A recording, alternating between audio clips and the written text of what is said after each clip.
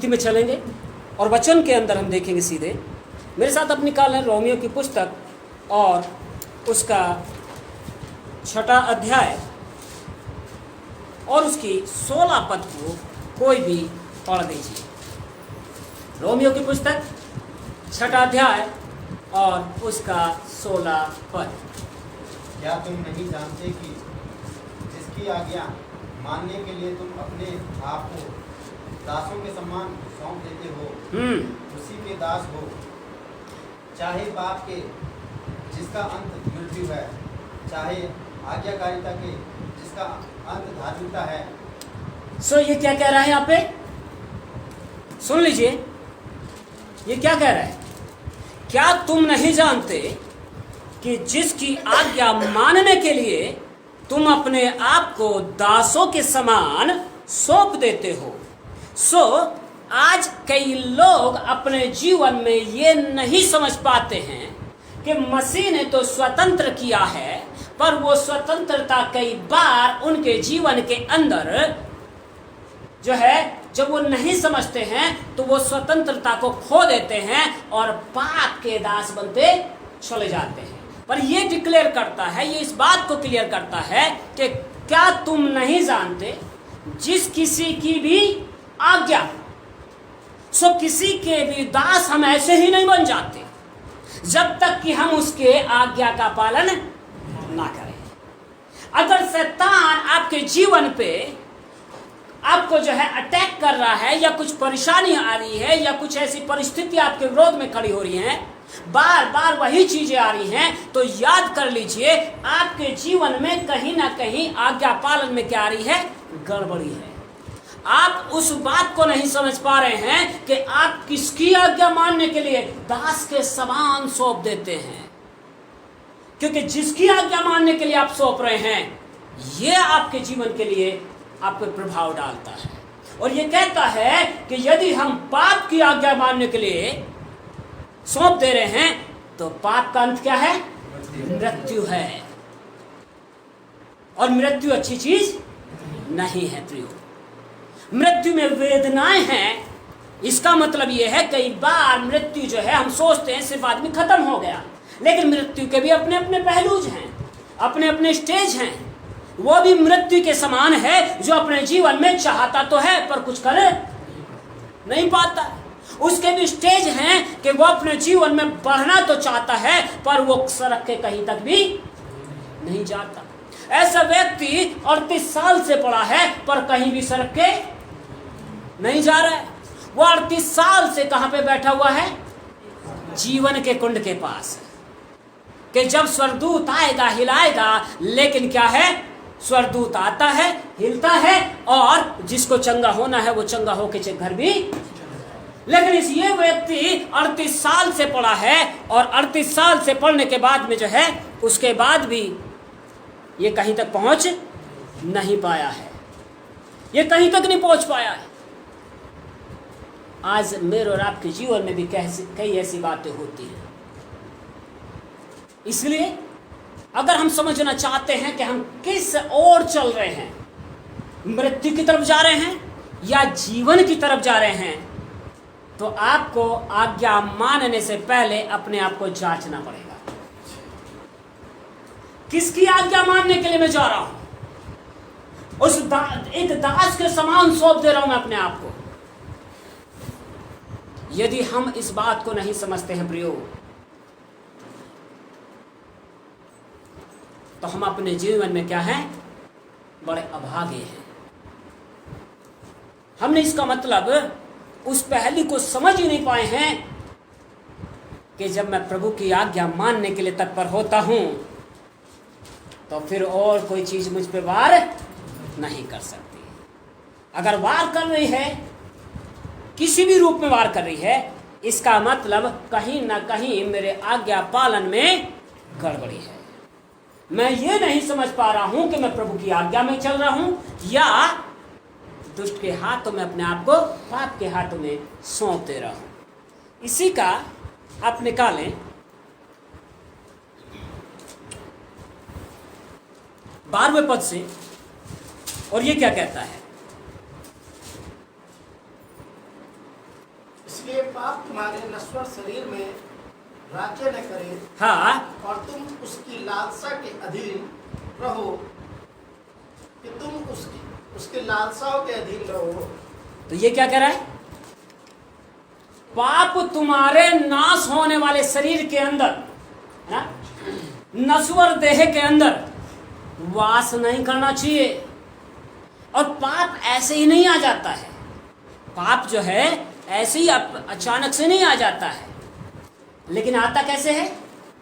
जिस ओर हमारी इच्छा जागृत होती है, जिस ओर हमारी इच्छा क्या करने लगती है, हमें जो है उबारती है। तो जब इच्छा उबरती है, यही रुकना है, क्योंकि शुरू में पकड़ ली तो अच्छी बात, नहीं तो फिर रिजल्ट तो बाद में ही मिलता है।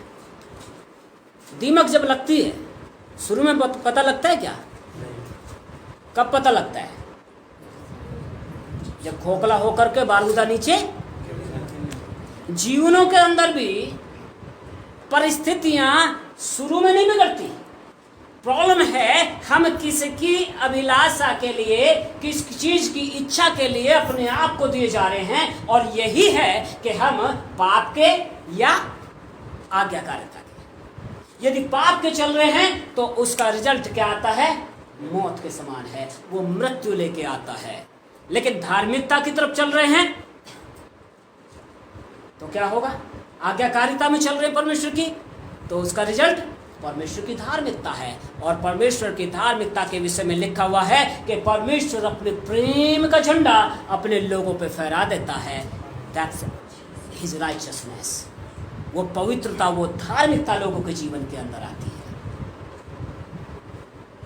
आज मुझको आपको यह डिसीजन लेना है कि मैं अब जब भी किसी चीज के लिए इच्छा करता हूं तो मुझे पहले समझना है ये मुझे पाप की ओर लेके जाएगा, मृत्यु की ओर लेके जाएगा, या मुझे धार्मिकता की ओर लेके जाएगा। क्योंकि अगर पाप की ओर ले गया तो प्रिय रिजल्ट तो खराब ही आएगा। वापसी हम क्या करें? इस पे आए 10वें पद पे। जी पढ़िए जरा कोई भी। क्योंकि वह जो मर गया, ये यहाँ पे यीशु मसीह के बारे में बात नहीं कर रहा। ध्यान से पढ़िएगा इसको जरा। हैं जी। तो पाप के लिए एक ही बार मर गया, पाप के लिए एक ही बार मर गया, परंतु जो जीवित है तो परमेश्वर के लिए जीवित है। जीवित है तो परमेश्वर के लिए जीवित है। अब ये यहाँ पे किसकी बात कर रहा है? यीशु तो पहले भी जीवित था, बाद में भी जीवित है, और युगानुयुग। लेकिन ये क्या कह रहा है? जो एक बार मर गया तो किसके लिए मर गया? पाप के लिए मर गया। परंतु जो जीवित है वो किसके लिए? परमेश्वर के लिए जीवित है। मुझे और आपको जीवित बनना है प्रियो। मुझे और आपको परमेश्वर के लिए जीना है, ना कि पाप और गुलामी के लिए। क्योंकि परमेश्वर आपको गुलामी में रखना नहीं चाहता है। परमेश्वर आपको धार्मिकता और प्रेम की सामर्थ्य में रखना चाहता है, पवित्रता में रखना चाहता है, और संपन्नता में रखना चाहता है। पर मेरी और आपकी अज्ञानताएं क्या करती हैं? जब हम अपनी इच्छाओं के विषय में जांचते नहीं हैं, जब हमारे अंदर इच्छा जागृत होती है और उसी क्षण हम अपने जीवन के विषय में सोचते नहीं हैं, हम क्या हो जाते हैं? भावनाओं में बह के आगे बढ़ जाते हैं। और भावनाओं में जब हम आगे बढ़ते हैं तो ये क्या लेके आती है? हमारी अभिलाषाएं अंदर गर्भ धारण करती है, पाप को जन्म देती है। पाप एकदम नहीं आता, पाप एकदम नहीं आता। पाप आता है जब इच्छा जागृत होती है। ये उसका पहला स्टेज है। और इच्छा जागृत हुई तभी उसको रोका तो अच्छी बात, और नहीं रोक पाए तो फिर तो अभिलाषा बनती जाएगी किसी चीज के लिए। फिर हम क्या होते हैं? बस ये मिलना चाहिए, अभिलाषी हम बन जाते, हर चीज को पीछे छोड़ते जाते, और फिर इच्छा के बाद में हम अभिलाषी बनते जाते। तो पहली स्टेज क्या है? इच्छा है, और दूसरी अभिलाषा। और अभिलाषा जब इतनी ज्यादा जागृत होती जाती है तो किसको जन्म देती है? तब गर्भ धारण, फिर पाप का जन्म, और जब पाप का जन्म आएगा तो फिर तो गलत चीजें होंगी ही होंगी। इसलिए पहले ही क्षण में जैसे ही इच्छा जागृत हुई वहीं रुकना है, क्योंकि अभिलाषा जहां आ गई फिर रुकना मुश्किल है। हम बोलते नहीं है कि बच्चा ना बहुत जिद्दी हो गया है, जब तक चीज मिल ना जाए तब तक पीछा छोड़ता ही क्यों? भाई वो अब इच्छा में नहीं है इसके, अब वो इसकी इतनी अभिलाषा बन गई है कि जब तक उसको मिल नहीं जाता तब तक वो चैन नहीं लेगा, और जब तक चैन नहीं लेगा, और इसी बीच में क्या हो गया, अभिलाषा के बीच में जो है, जहां अभिलाषा इतना जन्म ले गई तो किसको जन्म दे दिया? पाप को जन्म दे दिया। और जहां पाप आ गया फिर रिजल्ट क्या है? अनाज्ञा करता करते हुए फिर आज्ञा का पालन हमारे जीवन में कोई महत्व नहीं रह जाता। हव्वा ने सिर्फ देखा था, सिर्फ देखा था, और देखने भर से इच्छा जागृत किसने करी? शैतान ने। उसको ललचाया, देख कितना खूबसूरत है देखने में ही, और जब देखने में इतना खूबसूरत है खाने में कितना बढ़िया होगा, तो इच्छा जागृत करवाई पहले, और फिर जहां उसने ये बोला कि देखने में इतना बढ़िया है तो खाने में कितना अच्छा होगा, यहां आ गया गैप किस चीज का? अभिलाषा का। इच्छा किस में बदल गई? अभिलाषा में। और जब अभिलाषा में बदली तो रिजल्ट इतना बढ़िया था फिर तो, है ना? जो दिन के ठंडे समय में परमेश्वर आता था, वो परमेश्वर के साथ रिश्ता क्या हो गया? फिर तो अनाज्ञाकारिता करने में कोई मतलब आदमी को पता भी, परमेश्वर कह रहा है मैं तो भाई इसको अकेला रहना मेरे लिए जो है वो संभव नहीं है, अच्छा नहीं लगता कि आदम क्या रहे? अकेला रहे। इसलिए क्या किया उसने? उसका ऑपरेशन किया, पहला ऑपरेशन जो है, और उसकी बाईं तरफ से क्या निकाल दी? एक पसली निकाल दी, और पसली निकाल करके उस पर मिट्टी का पूरा पूरा पुतला बनाया और उसमें जीवन का श्वास फूंक दिया। और जैसे ही दोनों के अंदर जो है फिर से जागृत हुए, तब परमेश्वर ने कुछ नहीं कहा। जो कुछ कहा किसने कहा? आदम ने। ये तो मेरे हड्डी में की और मेरे मांस में का, इसलिए ये भी क्या कहलाएगी? नारी कहलाएगी, क्योंकि उससे पहले पशु पक्षी सबके नाम किसने रखे? परमेश्वर ने या आदम ने? आदम ने। और जैसे ही उसको देखा, अरे ये तो रूप बिल्कुल मेरे जैसा ही है ना, क्या कहलाएगी? और प्रभु को बड़ा धन्यवाद दिया होगा उसने सही में, क्योंकि बाइबल क्या कहती है? जिसने स्त्री ब्याह ली उसने उत्तम पदार्थ, और यहोवा का अनुग्रह उस पे हुआ है। यहां तो वो यहोवा के अनुग्रह को, परमेश्वर के अनुग्रह को बड़ा मजा ले रहा है ना, एंजॉय कर रहा है। अब वो बाग में अकेला नहीं घूम रहा है, अब बाग में कैसे घूम रहे वो दो, और तीसरा कौन आ गया? परमेश्वर भी आ गया। बाद में क्या हुआ? जैसे इच्छा आ गई, इच्छा के बाद में जैसे ही अभिलाषा में बदला और गर्भवती हुई और पाप को जन्म दिया। जब तक देखना तो चलो ठीक है, लेकिन देख करके उसके पास तक भी पहुंच गई, क्योंकि परमेश्वर ने क्या कहा था? देखने की बात छोड़ दे, छू भी ना लेना। छूने भर से भी काम क्या हो जाएगा तेरा? तमाम हो जाएगा, खत्म हो जाएगी। और दुष्ट ने यही तो कहा, तुम नहीं मरोगे। इच्छा को पाप में जन्म दिलाने के लिए उसने इतना भरसक प्रयास किया। सारी रिपोर्टिंग यहाँ नहीं है, सारी बातें यहाँ लिखी नहीं है, लेकिन उसने हर पहलू से उसको इतना मजबूर किया कि वो देखने क्या, उसको छूने क्या, यहाँ तक कि उसको तोड़ भी लिया। यहाँ तक कि क्या कर लिया? परमेश्वर ने तो कहा छूना भी नहीं भाई, उसने क्या कर लिया? तोड़ भी लिया। और इच्छा, अभिलाषा और पाप इतना मजबूत हुआ कि उसने खुद तो खाया ही खाया, आदम उस वक्त वहां पे नहीं था, लेकिन जब आदम आया,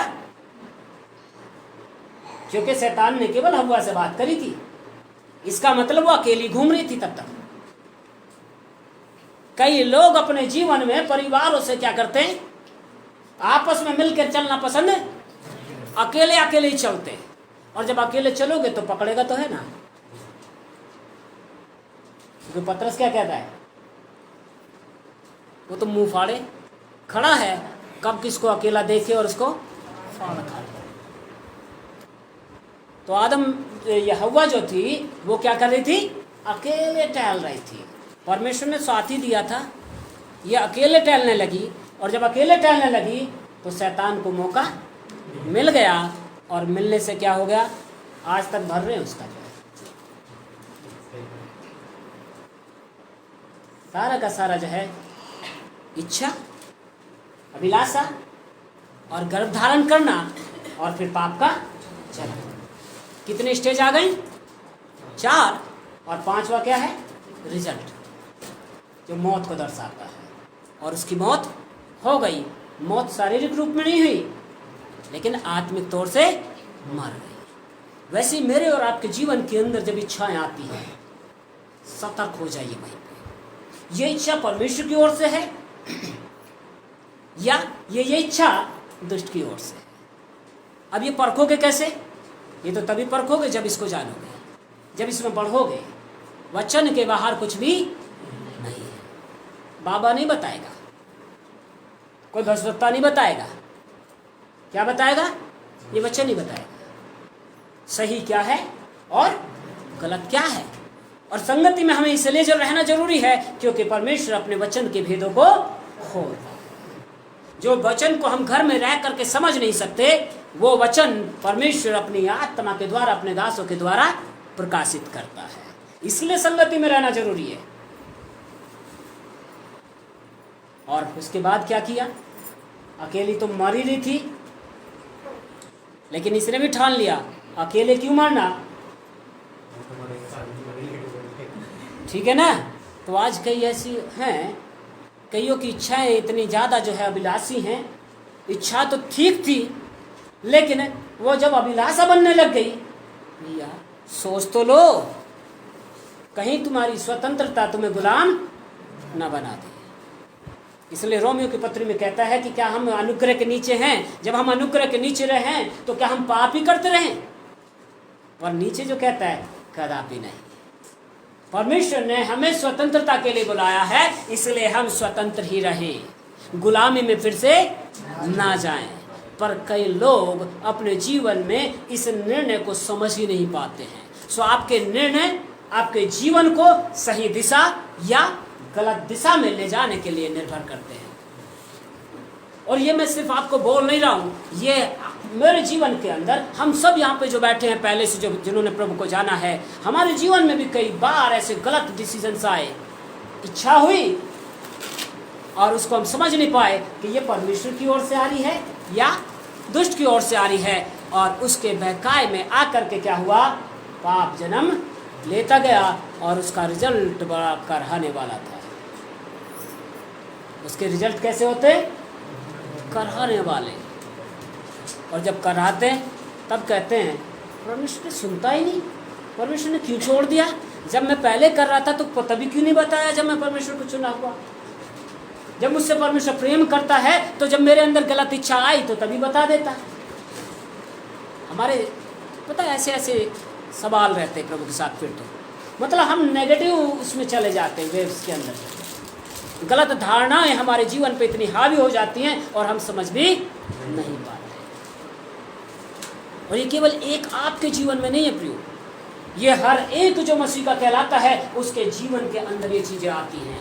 पर कई लोग उस वचन के द्वारा उनकी बुद्धि क्या हो जाएगी, हो गई नहीं हो गई, और वो अपने उन निर्णय को लेने के लिए क्या हो गई, वो स्वतंत्र होते हैं। कई लोग आज्ञाकारिता में चलते हैं जिसका रिजल्ट धार्मिकता है परमेश्वर की, जिसका रिजल्ट परमेश्वर की सुरक्षा है, आशीष से है। लेकिन कई लोग अनाज्ञाकारिता में चले जाते हैं और जिसके द्वारा क्या होता है, पाप का जन्म होता है। आगे पढ़िए जरा कि क्या लिखा हुआ है। क्योंकि वह जो मर गया तो पाप के लिए एक ही बार मर गया, परंतु जो जीवित है परमेश्वर के लिए जीवित है। और आगे क्या कहता है, पढ़ो जरा।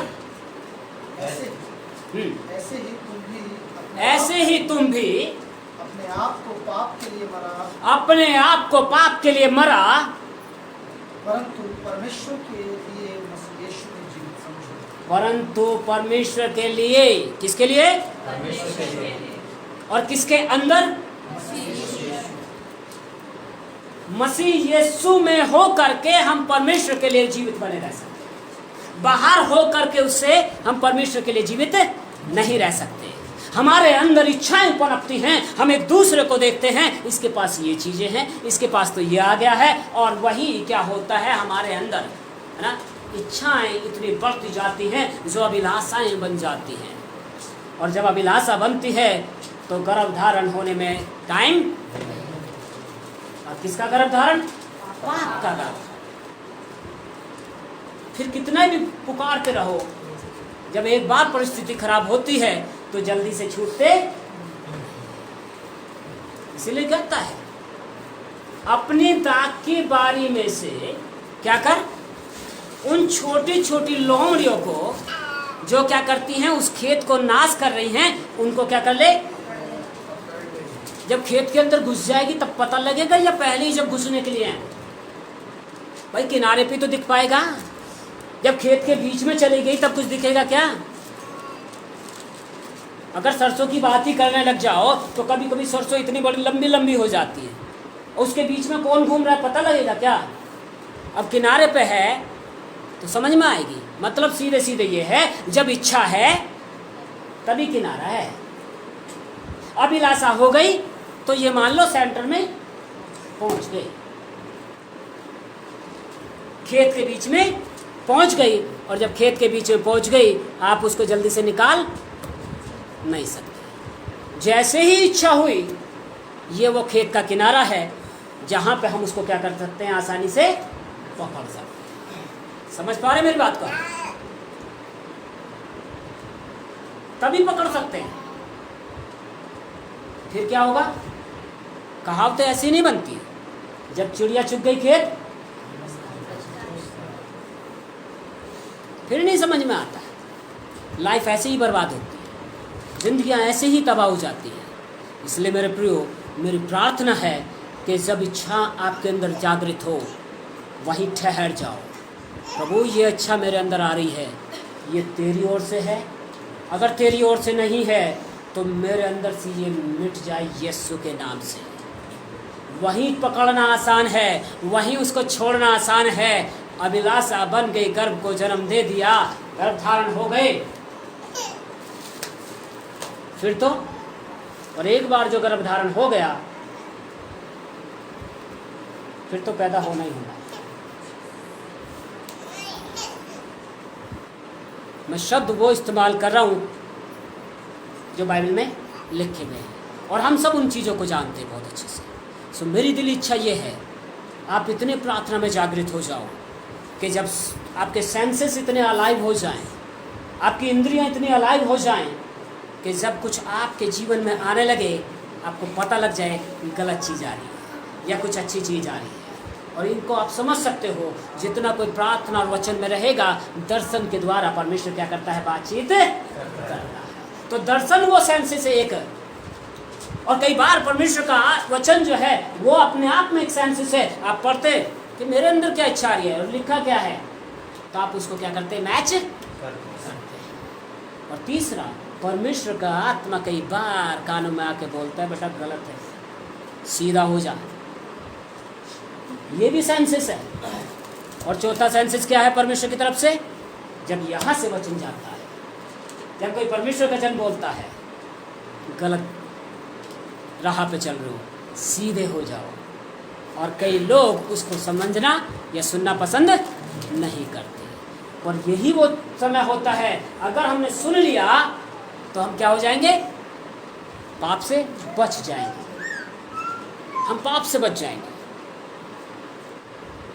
तो परमेश्वर मुझको और आपको पाप से बचाना चाहता है, अपनी धार्मिकता में लेके चलना चाहता है। पर जो स्टेज हैं उसको समझिए, जो सीढ़ियां हैं उनको पहचानिए। पहली सीढ़ी पे बच्चा चढ़ जाए, अगर लुढ़केगा तो चोट क्या लगेगी, और बीच में पहुंच जाए फिर क्या होगा। मैं और आप परमेश्वर के बच्चे हैं प्रियो, और जब बच्चे हैं तो जब पहली सीढ़ी में ही गड़बड़ होने लगे, जहां दिखे कि लड़खड़ाना शुरू हो गया है, रुक जाओ, क्योंकि सेंसस वहीं पे काम करते हैं, बीच में जाके पता भी नहीं लगता है।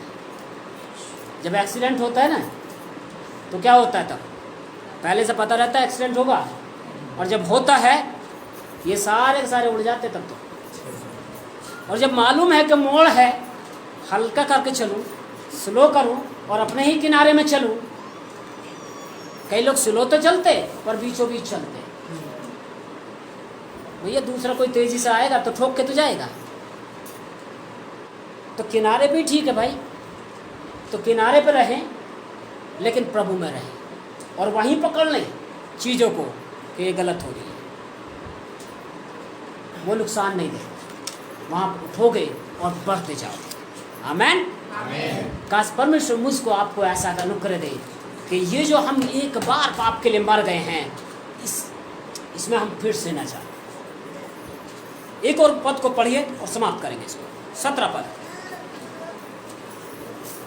परंतु परमेश्वर का धन्यवाद हो, परंतु परमेश्वर का धन्यवाद हो कि तुम जो पाप के दास थे, तुम जो पाप के दास थे, अब मन से उस उपदेश के मानने वाले हो गए। किससे? मन से। और मन ही के अंदर असाध्य रोग लगा है, इसीलिए कहता है ये मन क्या है, बड़ा चंचल है, इसकी देखभाल कर ले भाई, इसकी देखभाल कर ले।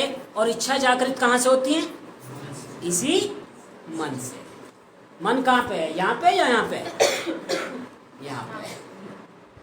ठीक है, तो यहीं से होती है इच्छा जागृत। इसको यहीं पकड़ना ठीक है, किनारे पे। ये यहाँ चला गया ना तो अभिलाषा हो जाएगी, फिर तो खाना पीना छूट जाएगा। ये जवान बच्चा है, आजकल तो घर में पता नहीं क्यों नहीं बात कर रहा है ना? क्यों? क्योंकि इच्छा गर्भवती हो चुकी है और अभिलाषा इतनी बढ़ गई है कि अब पाप को जन्म देने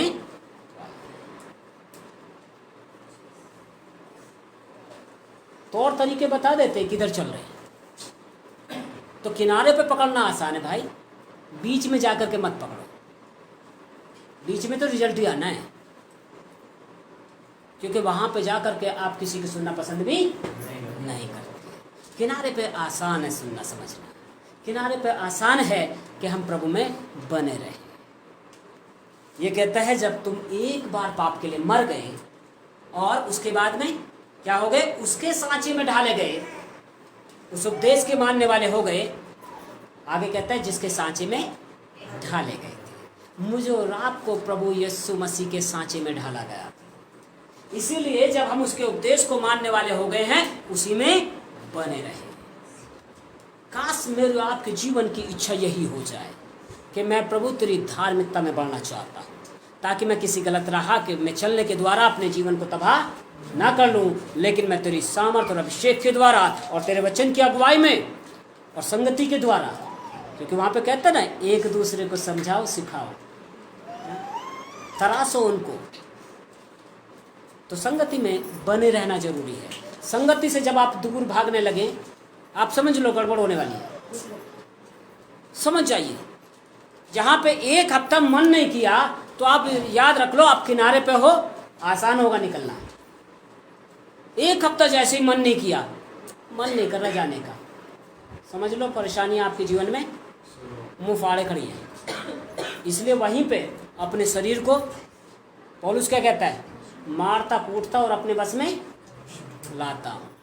प्रभु के वश में ही रहो, ज़्यादा अच्छा है।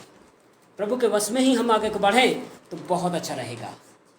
Hallelujah. So God bless you all. आप और मैं उसी के सांचे में ढाले गए हैं प्रियो, और उसी के उपदेश के मानने वाले बन गए हैं। और जब उसी के उपदेश के मानने वाले बन गए हैं तो उसी की ओर चले, जिसका रिजल्ट क्या है? धार्मिकता है, जिसका रिजल्ट क्या है?